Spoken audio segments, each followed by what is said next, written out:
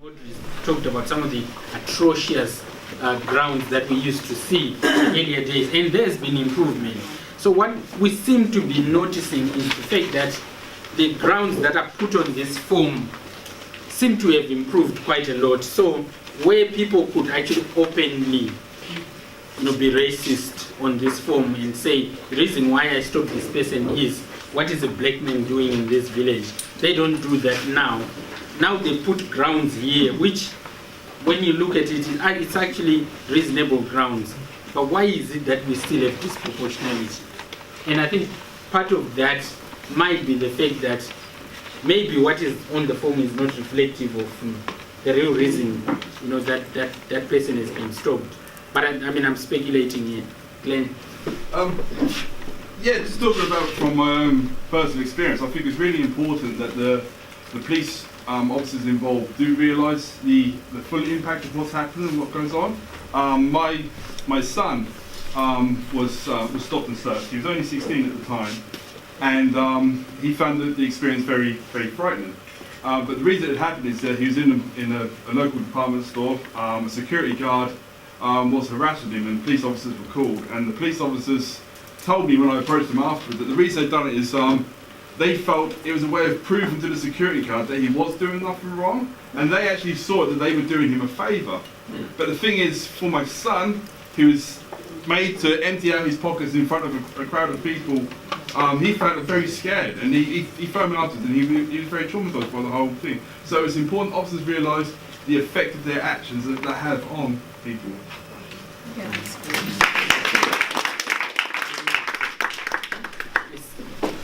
Hi, I'm Pippa Bannon from Suffolk Law Centre. I had a question for Rachel, actually, and Suffolk Police as a public body, and it's about your duty, your public sector equality duty under the Equality Act, and the stop and search policies that you have and the out-of-court disposal policies. Have you done an equality impact assessment on any of those policies? Yeah, I'll stand up. I know we haven't got the students here now, but I think it's probably a bit difficult to hear still at the back. Yes, we have. All of our policies have an equalities assessment and impact assessment carried out on them. I would say that is something that we continue to review. So just because we did when they were first put into place, whenever that was, a few years ago, things change. So you're absolutely right to raise it, but all of the policies across the board have, it's a requirement before they're signed off. Yeah, I'm sorry, I should have qualified that by saying specific race, age, sex. Yes, they are. The young black males, for example. Yes, they are. And whether it does go into ethnicity, it goes into all of those that are identified as protected. And then how often do you review that? So policies, depending on which of the policies they are, but they're reviewed generally on a 2 to 3 year rolling program. Yeah, thank you. Can I, since I'm on my feet, Phanuel, if I could take the floor, I wanted to come in, and conversation moved on around representation.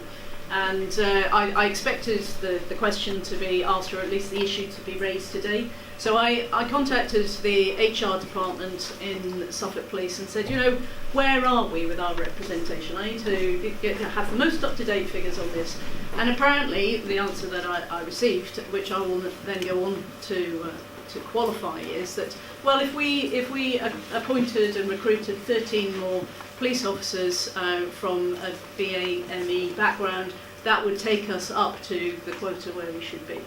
Now, I challenged that, and one of the questions, and many challenges, many questions underneath, and that's the danger of statistics and the importance of context, is that we're operating with census data from 10 years ago or so. And you look at how society has changed across the board and what we mean by representation, and it's nothing like it was 10 years ago. So straight from the very beginning, we're operating in it's this issue about statistics and quantitative, if we hit that level, we're okay. Well, that's not okay. And that's not okay to probably anybody in this room. And anyway, even if it was, I don't want to put a figure behind it. It's about what we're trying to do in terms of understanding and embedding, and people from backgrounds and communities where they understand some of the issues in more detail. So I personally believe, and I publicly say this, that the police service across the board is underfunded around positive action. We have dabbled with positive action. We haven't truly put the money and the resourcing behind putting things into place that will genuinely make a long-term difference. And I do think that that is something where the police service generally needs to start much more active investment to make a difference.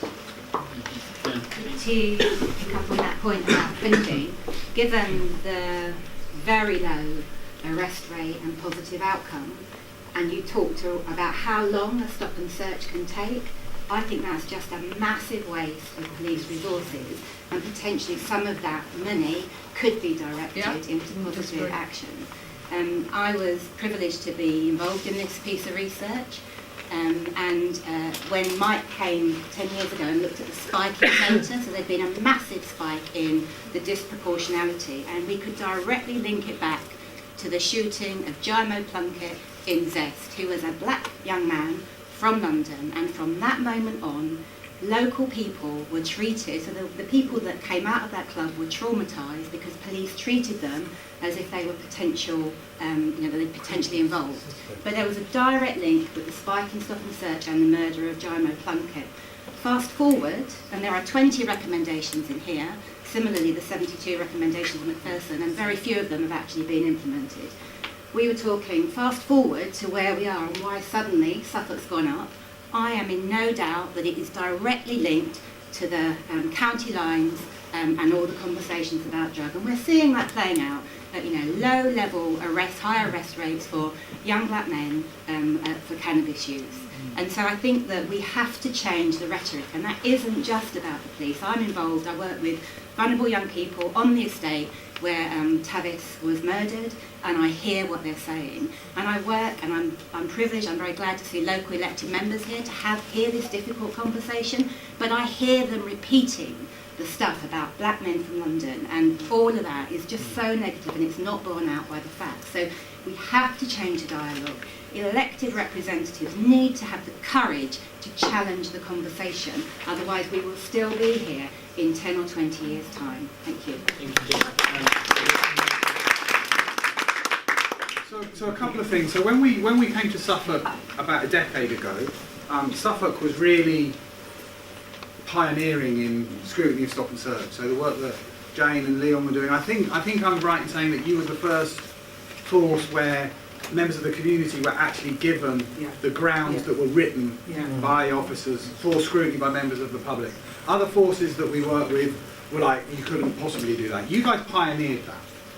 The question that I had when we were there, so your grounds, I remember one that we had when we came up to Suffolk, which was black man in a white van.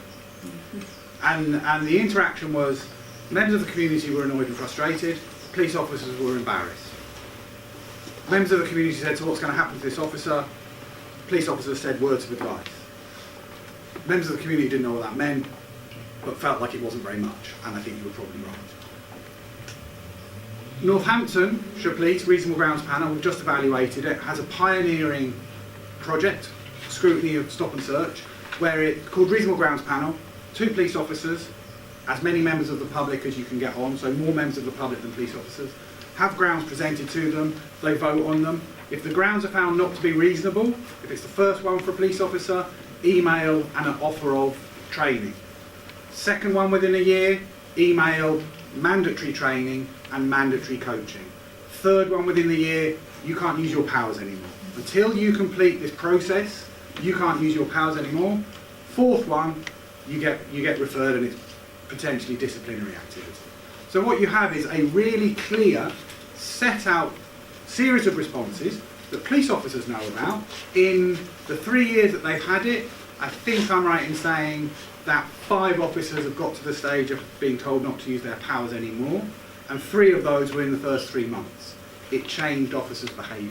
So I think the thing for you guys to think about, so you have this really good qualitative scrutiny, but what happens on the back of it? I'd just like to kind of respond to the rhetoric of county lines, really, because I was one of the co-authors of the local study on county lines, and one of the first in the country. And I guess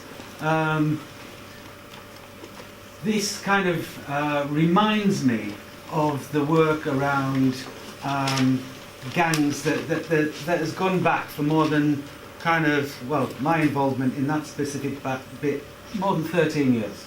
So I agree there was a shift with the London or the English riots. So prior to that, we did work in 4 northern cities. No gangs, no gangs. It was there was too much danger of labelling, so we can't deal with gangs. We have the riots, the English riots.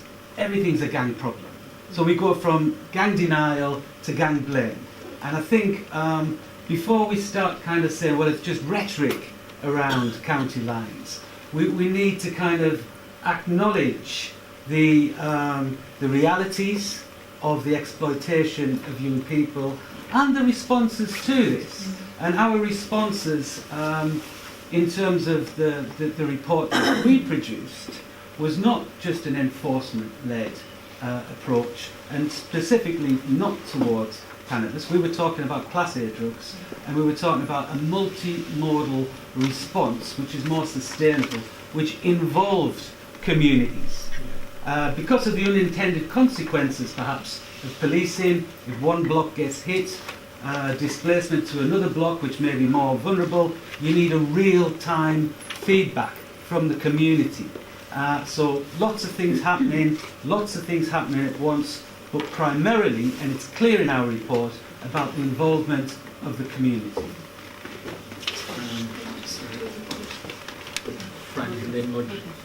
Hey, sorry. I just wanted to deal with the representation piece and something you said earlier, Rachel, about positive action and that we're not very good at utilising it. And I think as a service, that's the case. But certainly from my perspective, representing the National Black Police Association and representing our 13,000 members, if you don't look after your existing staff, then there is no point even trying to get people to join the police service. Now, my experience in Suffolk Police when I first started, it was brilliant, really was.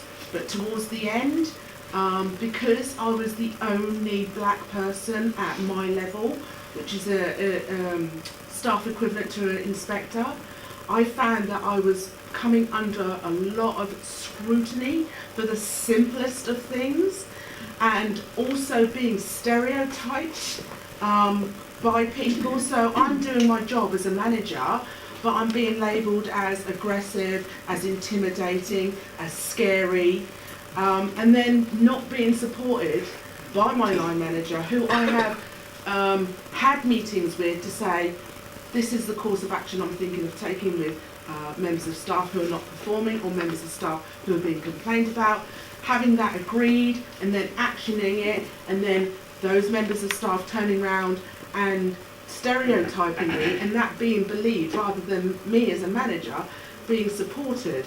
And I know for a full fact that the numbers of black officers and staff that you have in Suffolk are going to get less before they get more, because you've got staff and officers who've been there for years and years and years and years and has struggled and struggled to get recognised for the value they bring to the organisation, to get promotion, to get development opportunities, and they are being blocked by line managers who do not think they're good enough, or actually you don't look like me, you don't speak like me, and you're certainly not in my network, so you're going to be blocked. And until that is removed from policing, that's not going to change. So I'm talking from a lived experience here. I'd just you need clarify to look after that. your existing staff. Absolutely. I couldn't agree more, Fran. And all I would say is I just say positive action because it is one area that was related to people coming from that experience of living in the communities. By no means is it the only strand that we need to work on, and you're absolutely right that if we don't look after the staff, I mean our great, and you know through the work that you've done in the past through SEPA, that our internal support association for black and minority officers and staff, that you are our greatest ambassadors for linking into communities and the work that's done usually voluntarily by those people over and above their paid terms of conditions and employment within Suffolk Police. They go out in evenings, in their own time, at weekends, and actually advertise and try and pull people and attract people into the organisation. So I know that how important that our own staff are. I just talk about positive action because I think that that is the one area in particular where we need to have a far more investment and strategic approach, as well as all of the other bits of work that need to be done as well. But your HR department has got to commit to that, because it's those lower level managers that will tell you one thing but actually do another. Yeah. Okay. The point, sorry, I wanted to answer Mike earlier. The system for Northampton of that clear process we've looked at previously, and as I say, up till about a year ago or so, it wouldn't have worked because officers probably weren't doing more than one stop a year.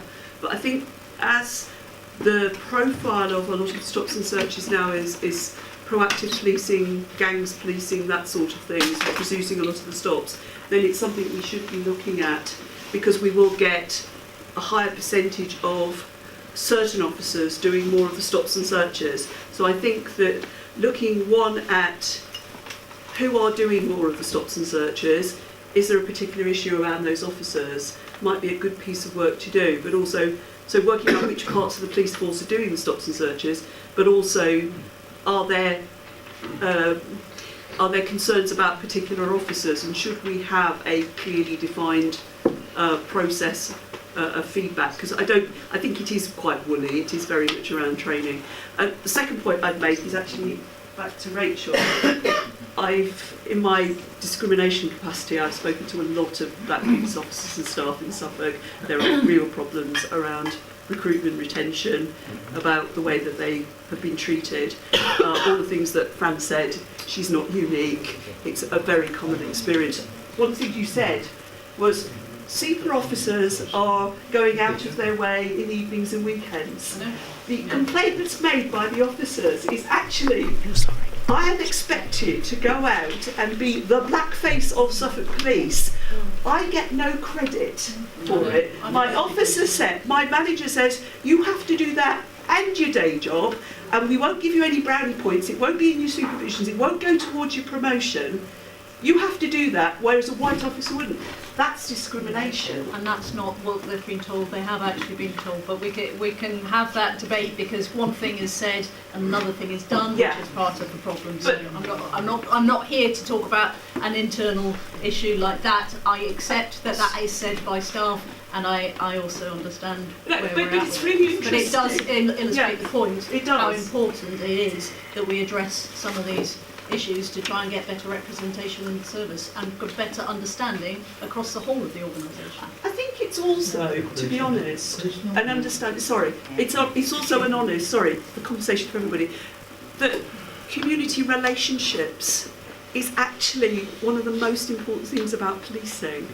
And I think that there has been times in which doing exciting things involving fast cars and arresting people has seemed to be more important than community relationships. And I think where we as a community probably need to hold Suffolk Police more to account is how good you are at community relationships. Mm-hmm. And other people cleverer than me will know how to measure that. But in practice, that's something that, maybe we have to hold the Police and Crime Commissioner to account for that. Yeah, I'll come to you. So I'm going to introduce myself. I'm Tom Mummer. I'm the President of the National Black Police Association. I'm also a serving sergeant. If you want to see what the electronic version of Stop and Search looks like, I've got my phone with me. We do them on here as well. Part of our things, we cover a couple of strands. I want to very quickly touch on the representation. Does anybody know how many black female officers you have here in Suffolk?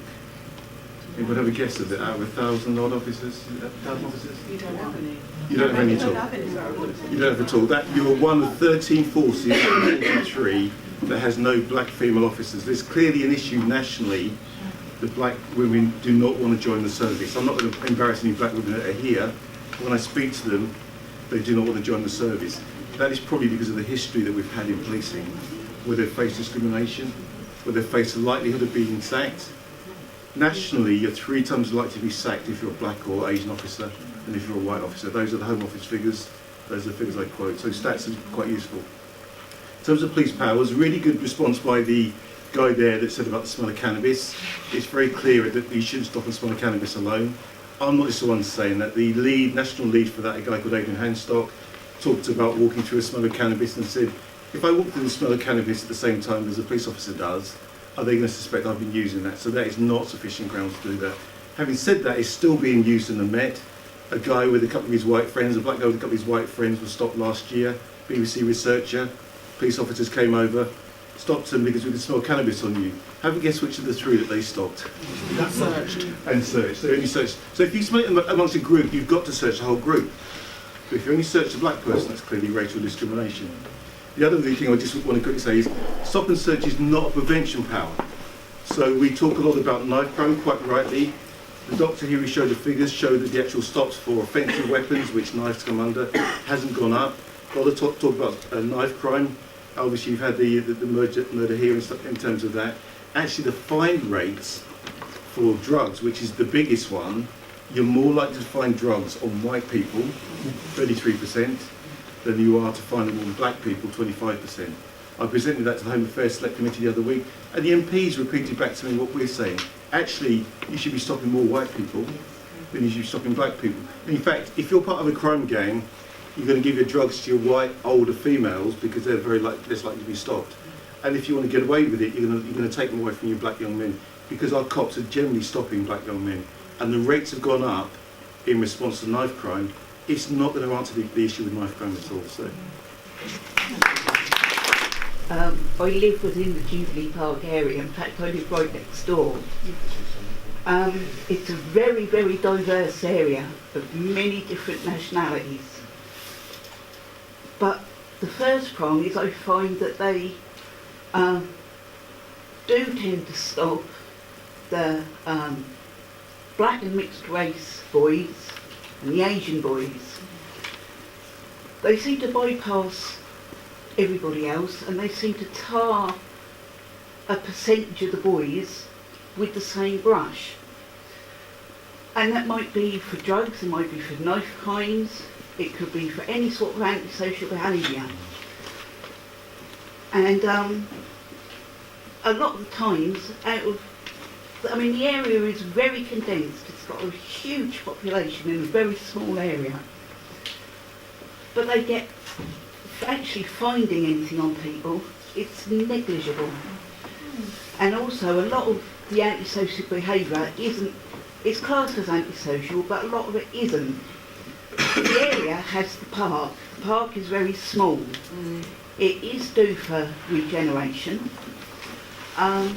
It's got an area for very small children, an area for, up to 10-year-olds, and it's got an area for teenagers, young adults. One set of plans I have seen, and I think Colin's here, and he might know more about it than me. They're planning on making the park for older teenagers smaller. Right, there's also nothing for older teenagers to do. I have looked into opening up what was the pub that's now has got other plans. If you gave the young adults a space of their own that could give them inspiration to do something else, it could give them the services that they need that they might not want to go out of their own area for. It could give them a place to go if they wanted private time with their social worker that they didn't want to have in their family home or the care place that they're in with. There's nowhere for them. So of course they're going to be, out on the street chatting with their friends, listening to their music. There's nothing else for them to do. And so they're going to be stopped and searched because it looks like they're being dodgy. You're not giving them an opportunity to do anything else or to be anywhere else. They haven't got anywhere else. And I've also had comments made to me that why can't we, say, use the space in the, there's a club there, a working men's club. There's churches there, but young kids, is a working men's club selling alcohol the apt place? Is a church the right place when some of the community are non-religious, some are Muslim, we have Jewish people, and also all the kids can mix together and they're diverse. A lot of the adults, they're just as diverse and they can mix together, but there's no mix together of the pair of the two. And having a police presence as well. It's great having uniformed police to come in, when they come in, but they've got a uniform on. Everybody's just got a scarf. You need people that are more, somebody more forward that you can, that you can approach. Otherwise, why bother? Questions for Katrina.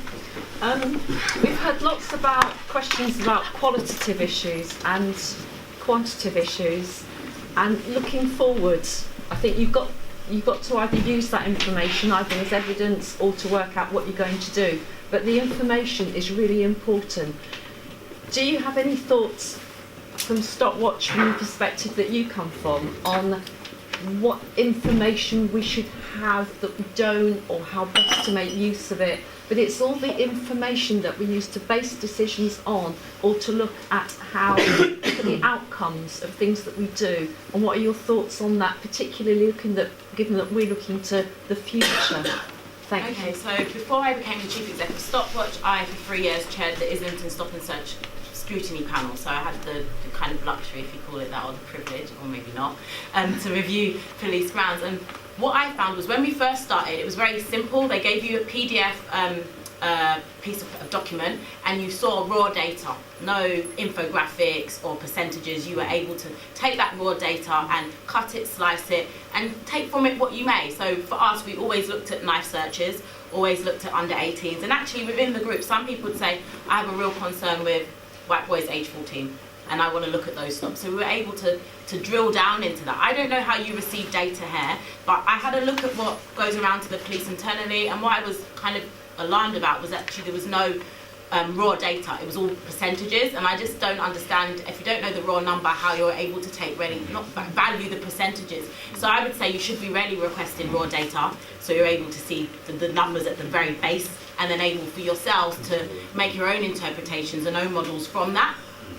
When the Met introduced interactive, they changed it. So we went from a PDF to now online, and you can you can't cut the data, they've cut a dashboard, that's what it's called, the dashboard. And actually, we've actually seen a reduction in the numbers of people looking at that data, because it's much more complex, because you're having to chart something, you have to go on to the next page because it doesn't come on 2 pages, and then sometimes it's not updated in time. I hope you don't have those issues here in Suffolk, but having a look at what went round internally, I think you should be requesting raw numbers, so you can start modelling yourself, and then actually comparing what the police are putting out and what yourselves are interested in. Also, it allows you to look at what you're interested in. So it might be you want to look at under 15s. If they've only got it between 10 to 14 and then 15 to 19, that's not any use for you guys if you have a cohort saying we have a specific problem. So I think the raw data is essential, and if you're not getting the raw data, I'd say that's a bit of a block, because that's the very basic of public scrutiny, is having the raw numbers. And then,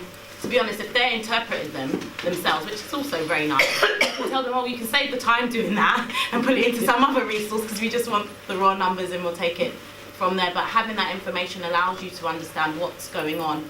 Also chart it, to build your own models and say, this is what we found over the course of the year, as opposed to having to use the police statistics, which often may be a good way if you had the data yourself. I don't know, do they receive raw data here, Rachel? Yes, yeah, we do. For the last 6 months or so, we've had all the data. You're getting on a continuous rolling 2-month basis. We do, but that's only really been for the last 9 months. Before that, we were getting a situation where you'd send us some, then there was a gap where data wasn't coming in and there was a bit more, and so I haven't got saved a continuous thing, apart from since about That's getting September. at different points. This is the 2 monthly data that you were sent, but Yeah. what I'm looking at is, what I'm asking about is actual information, for example, on the number of stops and searches in any quarter. I think The what's information that we used to be getting, and what I was trying to get at is what would be useful going forward, given the sort of the focus of this conference. What should we be looking at for the future to try and make things better? Because Mike's the data person, so you might have some in terms of. So I would say a bunch of things. Stop and account, you should be recording. Yeah. Traffic stops, you should be recording. Strip searches, should be recording and monitoring. So I think so one of the concerns is we've seen this huge decrease in stop and search. I believe the figures, I think the figures are genuine. But is that because police are doing something else? Is it because it's just migrated from stop and search to stop and account? We don't know because most forces don't record that. And I think, as Katrina rightly says, and is much better placed to make this comment than I am, is that members of the community don't really distinguish between the stop and account and the stop and search. So actually, in terms of demonstrating legitimacy, it's really important, I think, for the police and for Stop search form. So that requires the officer to record the ground, initial first part of the grounds, what they've stopped for, some of the nominal information that they might request. Once they've come back, they produce a receipt for that individual. That's a written card with the reference number on that individual can then access the form via police station. Ultimately, we're looking towards perhaps a web-based thing whereby they can log in with that reference number and actually access their stop search record maybe online, so it's accessible that way. The officer, when they go back to the station, have to then nominate the supervisor that's going to be signing off their form. So it will have a first line manager sign off that record, and then it will be further audited by the inspector. Just in relation to statistics, I just thought perhaps I'll mention that our analysis department have a new tool whereby we can dip into anything around stop and search in terms of any bit of information detailed on that stop search reference. So, for example, if you want to look at how many 15 to 17 year olds that were stopped for possession of a knife, for example, and what was the outcome of that, and you can just go into that much detail on it. There's licensing arrangements to be sort of viewed, but the long-term goal is that analytical tool will be forward-facing on the constabulary website, so any members of the public could go in and dip in and view that data and effectively go and grab whatever data you want for your purposes. Is that available now? It's not available now because they're looking at licensing stuff, but I know that's a long-term aspiration for some of the companies. I don't have a time scale, I'm afraid. Okay, yeah. And that's what lots of forces have done, and there's real problems with all of those, because firstly it's increased the burden on the member of the public in terms of time, because they have to go to the police station. In many police stations they have to give ID if it's a non-redacted version, and most people, or many of the people who are most unhappy about the stop and search, is the last thing they want to do is to spend more time around police and police stations. So I imagine your take-up is very low. That's been the case in most other forces. Other forces have tried being able to ping it to people's phones. People don't want to give their phone numbers. So I think with all of these things, they're adaptations and they're attempts. But I think what we've lost sight of is there is something wonderful about pen and paper, which is you can just make a copy of it at the time and hand it over, and I don't need to know who you are, and there's no requirement for people to identify themselves. So I think the best solution is to just have a short form that you can write the grounds on, and that can have the number for the receipt, because the person stopped doesn't need to be told what their gender is, they don't need to be told what their date of birth is, they don't need to be told what their race is. What they really want is the grounds.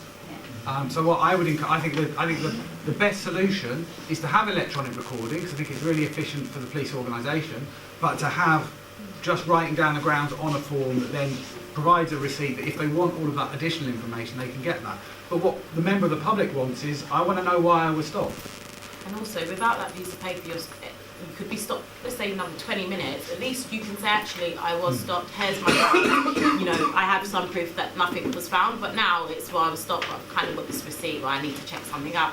Also, young people going to police station doesn't look particularly cool, and actually could not just damage their credibility, but they might be seen as snitching or involving with the police. So we have to also think about how do we safeguard young people, and if you've had a negative experience, once again, why would you want to go back into that? So if we're talking about complaints, which are usually very low, there's no surprise that they're very low, because people aren't even getting the slip to even know what to complain about.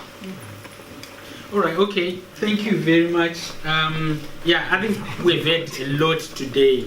I think we're going to, be doing an exercise of pulling all this together, and we would like to, share the sort of feedback with you. And I think we've got a signing-in sheet. If you haven't put your details there, please do.